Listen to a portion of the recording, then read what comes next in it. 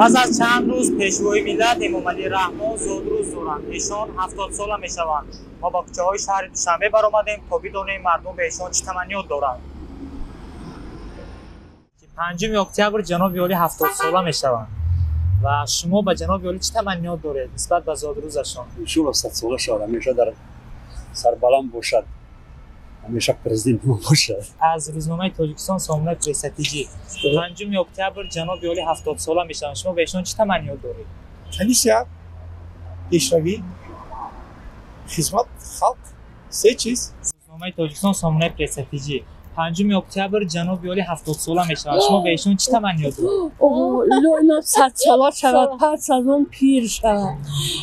باز همین میخواهیم که آینده وظیفه وی پسرش رستم جان امامعلی جاش گیرد و همین تاجیکستان آباد کنند که چقدر بین که چقدر عمارت‌های خوشرو ساخته است، چقدر کارخانه‌ها گشاده است.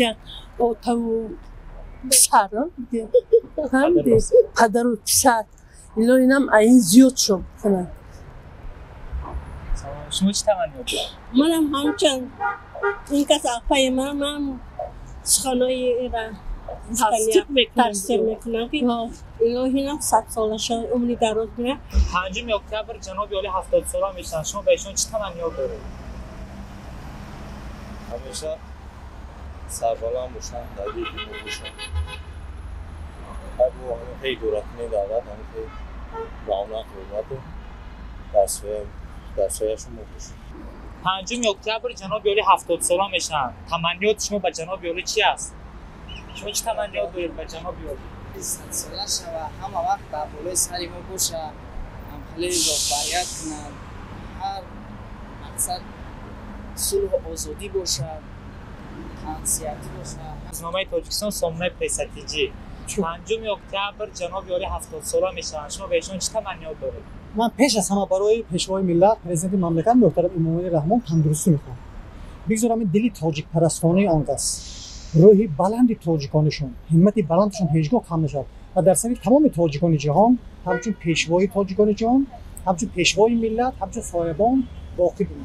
5 اکتبر جناب عالی 70 ساله میشن. شما به ایشان چه تمنیات دارید؟ همه وقت سلامت باشن، سر مو باشن. ما جناب عالی رو برای زادروزش مبارکباد میگیم. ما از جناب عالی خیلی خرسند و میندار هستیم. الا اینکه ما دردی سر جناب عالی را نبینیم. ما در آزادی راه گشته هستیم، کار کرده هستیم.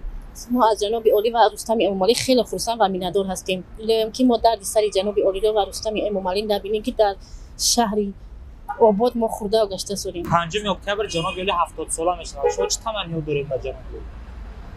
تمنیات ما با جناب همین که عمری دراز خواهند، اینقدر کشور رو آباد کردن، ملت رو آباد کردن.